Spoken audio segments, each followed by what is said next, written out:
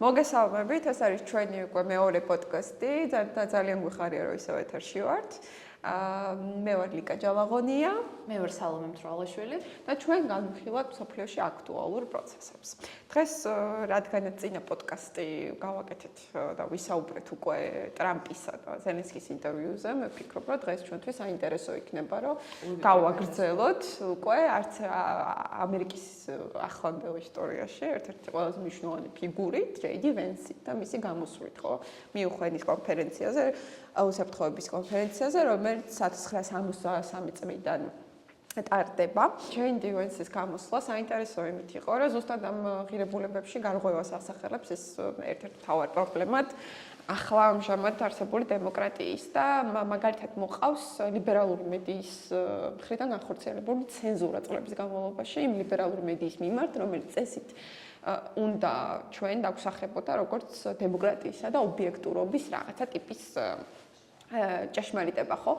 და საინტერესო ამ ხრივის მაგალითი, რომ მან პირდაპირ ახსენა COVID პანდემიის დროს ეს განხორციელებული ფაშიზმი და რაღაც ტიპის ზეწოლა, რომელიც საზოგადოებაზე როგორც წესი საუბარს. ხო, არის საზოგადოებაზე ეს ანტივაქსერების დაპირისპირება, რომ იყო რაღაც პროვაქსერებთან მჭყარებში და რაღაც ტიპის COVID ფაშიზმი წარმოქმნა, ხო, ამ ყველაფერმა, რომ ამერიკაში იყო შემთხვევები, როდესაც ოჯახებმა გაწყვიტეს ერთმანეთთან ურთიერთობა იმის გამო, რომ ერთი ვაქცინას იკეთებდა, მეორე ვაქცინას არ იკეთებდა და გარკვეული ტიპის პოლარიზაცია წარმოქმნა. ამ პოლარიზაციის წარმოქმნაში გადამწყვეტი როლი ენიჭებოდა ზუსტად მედიას, რომელიც პირველივე დღიდან რაღაცა გარკვეული იმის დღის წესრიგის მატარებელი იყო, რომ ადამიანები, რომლებსაც არ სჯერათ იმ დიდი კორპორაციების, როგორც არის Pfizer, ხო, AstraZeneca და ასე შემდეგ, არ აქვთ მათი ნდობა.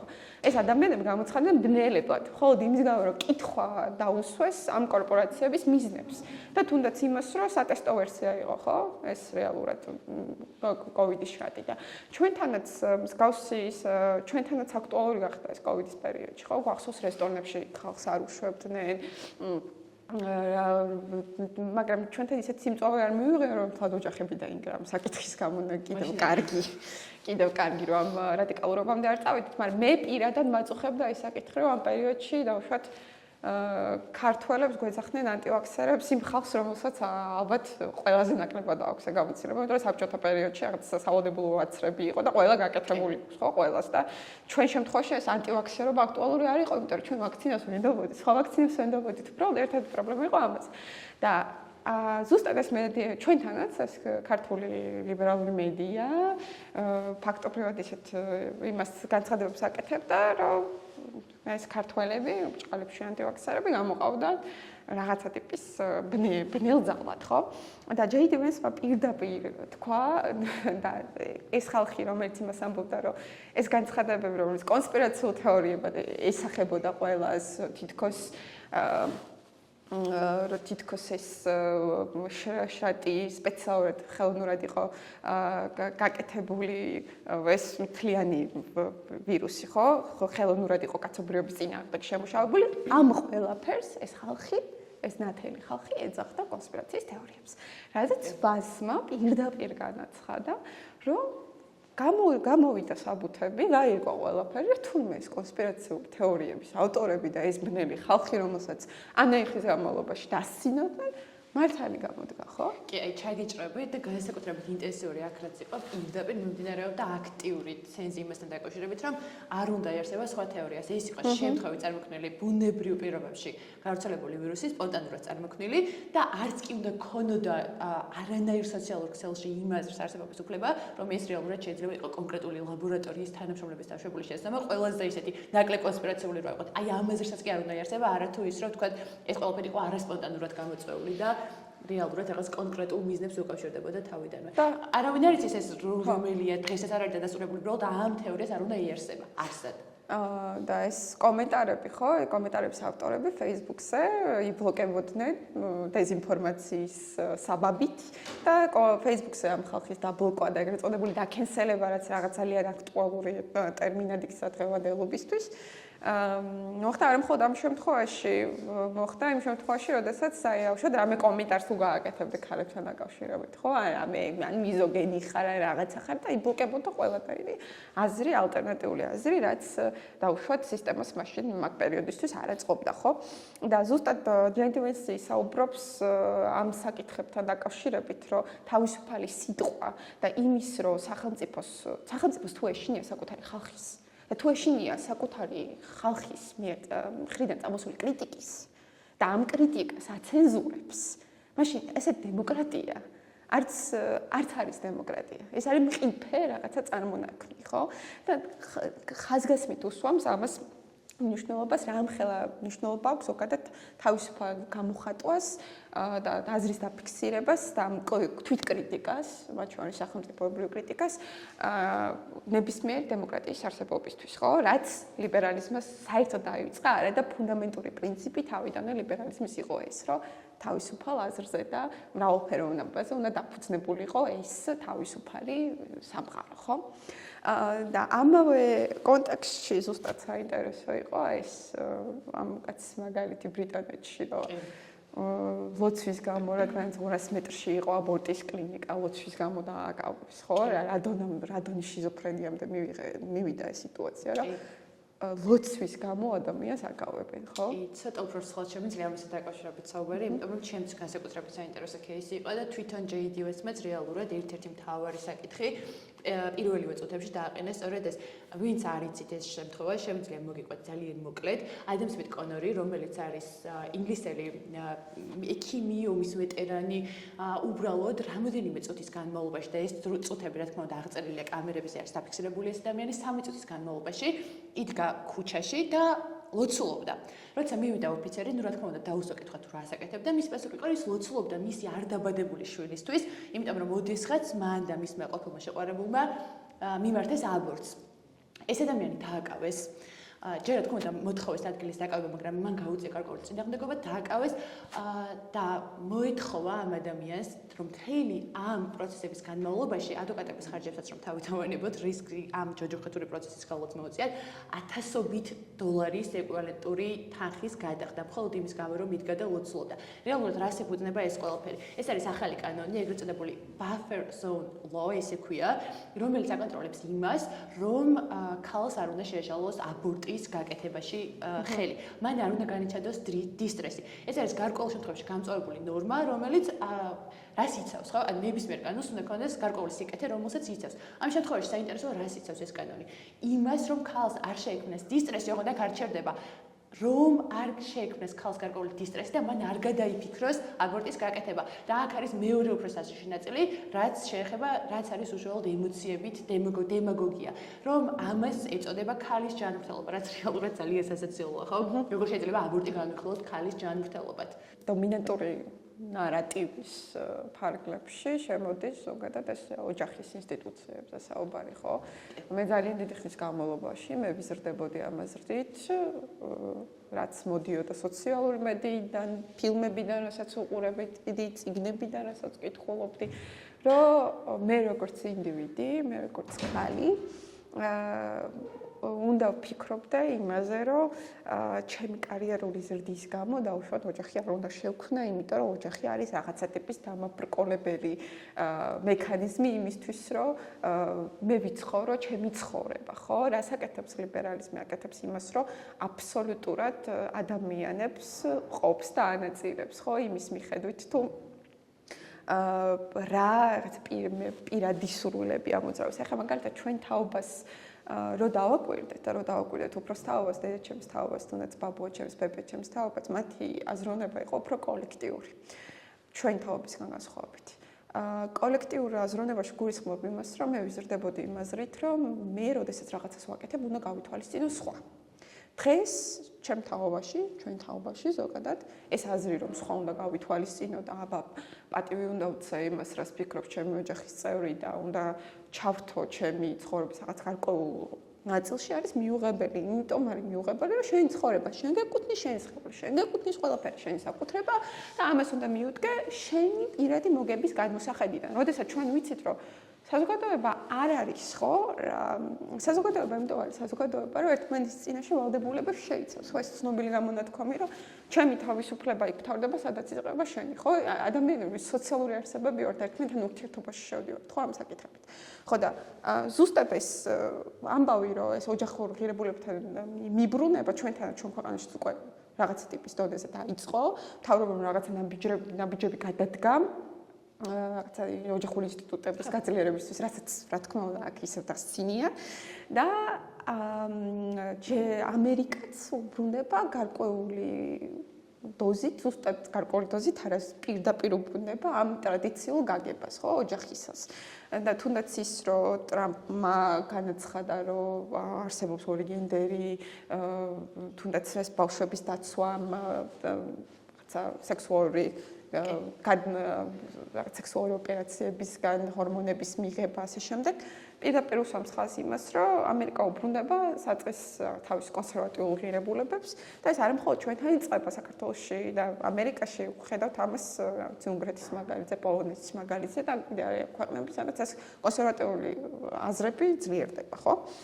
და ზუსტად ვენსის გამოსვლა იყო აი ამ ხაზგასმელი, რომ ჩვენ ეს პოსტ მოდერნისტური სამყარო, სადაც ყველაფერი დასაშვებია და ღმერთი არ არსებობს, იძლევა ყველაფრის საშუალებას, ხო? და ამ ყველაფრის საშუალებაში ადამიანმა პირიქით ამ ინდივიდუალიზმში დაკარგა საკუთარი ინდივიდი, სინამდვილეში ეს მოხდა, ხო? მე მახსოვს ჩემი ბავშვობის დროს, თინეიჯერობის პერიოდში იყო ესეთი გამოთქმა მოდაში be different, იყავი განსხვავებული. და ეს be different, იყავი განსხვავებული, ყველა გოგოს ედა თავის cover ფოტოთ. ხო, როგორც სასაცილოა, რომ ეს სისტემა საუბრობს ინდივიდუალს მე მგონი. არა მხოლოდ გოგოებს, ხო?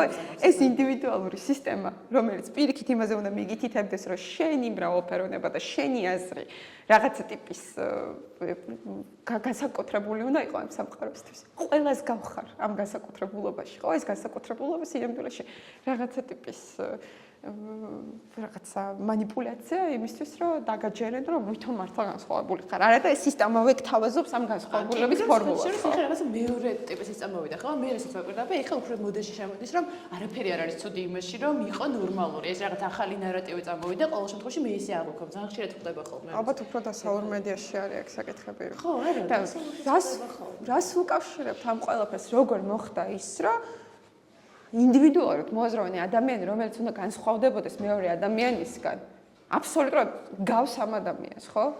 როგორ მოხდა ამ ახალი ადამიანის წარმოება საქართველოს შესაძლება, ალბათ 90-იან წლებიდან და ამ NGO-ების შემოსვლიდან და იმ USAID-ის შემოსვლიდან, რასაც აი ახლა ზუსტად ტრამპი უპირისპირდება. ეს NGO-ები ამდენი წლის განმავლობაში, ეს მედია აპარატი ამდენი წლის განმავლობაში ცდილობდა გარკვეული ცენზურის შექმნას, აი ამაზე სულ ვიტყვი ხოლმე, რომ ლიბერალური ცენზურაზე უფრო საშინ ცენზურას არც ნაცისტურ გერმანიაში უარსებია და არც საბჭოთა კავშირში და ახსნი რატო. ძალიან პროვოკაციული აზრია, მაგრამ ახსნი რატო. ეს ტოტალიტარიზმი, რაზეც საუბრობენ ამ სისტემების დროს, დიქტატურების დროს, ხო, არის საინტერესო იმ გაგებით, რომ ეს იყო მოდერნისტული ტიპის ტოტალიტარიზმი რა. ეს მოიცავდა ერთ ცუდ ტიპს, აი მაგალითად დიქტატორს. და ეს დიქტატორი არის ცუდი და ყველაფერი რაც სისტემაში ხდება ამ დიქტატორის ბრალია, ხო? მე ვიხსნი ჩემ პასუხისმგებლობას. აი იგივე ლიბერალიზმი. ლიბერალიზმი გეუბნება, რომ შენ ყველაფერი არის შენი პასუხისმგებლობა, ყველაფერს ცხვირი უნდა ჩაყო. და ჩემი პასუხისმგებლობა, რომ ეს სამყარო რაღაცით უნდა გავასწორო, იწევს აი ყველას ჩართულობას, ხო? ყველა საზოგადოების ყველაფერის ჩართულობას. ხო, და ამ ჩართულობას აქვს თავისი განსაზღვრული ზღუდე რა. თუ ეს ჩართულობა თუნდაც კონსერვატიზმიდან განსხვავებული აზრით ამ შემთხვევაში შემოიფარგლება, ეს არის დაცენზურებული. და ეს ამ ყველაფერმა, ამ soft power-მა, ანუ რბილმა ძალამ, რომელმაც ჩვენ ქვეყანაში შემოაღწია და გაგვიზარდა, თქვათ, რომ ჯენზი გაგვიზარდა. ხო? ჩვენ მშობლებს არ გაუზრდიათ. იმ თაობას ეს ბავშვები არ გაუზრდია.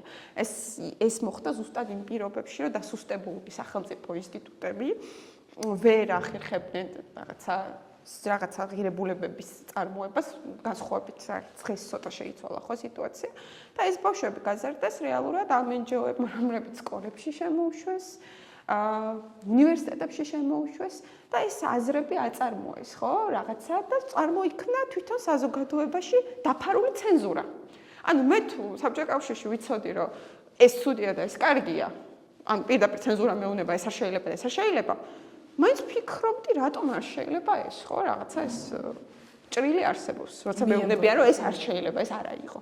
ამ შემთხვევაში ეს დაფარული ცენზურა საერთოდ ამ ყველაზე მწვავე აზრსაც კი, რაც საზოგადოებაში არსებობს, კითხვის ნიშნის ქვეშ არ გეტყვის იმ საშუალებას, რომ რაღაც კითხვა დაუსვა.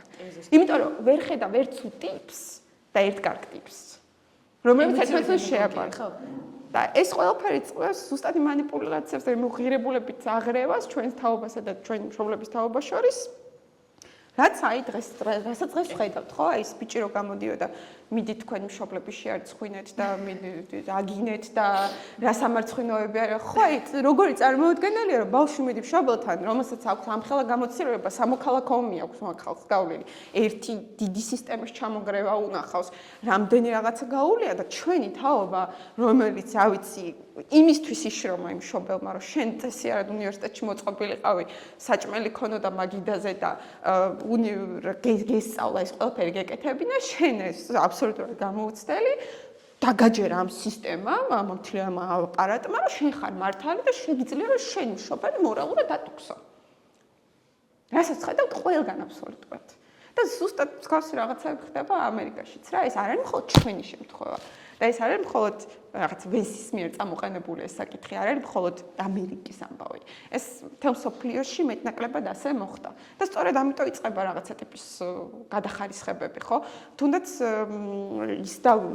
ის ვახსენეთ, რომ კიდე ერთ საინტერესო მომენტი ამ კონფერენციიდან იყო რუმინეთის არჩევნები, ხო? რუმინეთის აი ადეკვატურად ჩატარებული არჩევნები, რომელშიც რუმინეთის პრეზიდენტმა, რომელიც ლეგიტიმური არ არის, გაიმარჯვა, გამოაცხადეს არალეგიტიმურად და ეს დაიჭირეს, ხო? და უპოვეს რაღაცა რუსეთის ბილეთები და რამდენიმე მილიონი, რითაც აპირებდა ქვეყნის დატოვებას, მაგრამ და არგუმენტი ის ქონდათ, რომ სოცმედია, რაც პროპაგანდაში დახარჯეს, სოფლიო რუსეთიდან შემოდიოდა, თუმცა ამის მტკიცებულებაც არ არსებობს. უბრალოდ ანულირება გაუკეთეს აბსოლუტურად დემოკრატიულ პროცესს თავისმა ხალხმა ირჩია, ხო, ეკძალა. და რადგან ოდნავ რუსეთისკენ იყო გადახრილი, ან თვითონ ეძახიან, რომ გადახრილი იყო და არა დაუშვათ ნეიტრალური და რაღაც გამოსავალს ცდილობდა თავის ქვეყნისთვის ეპოვა.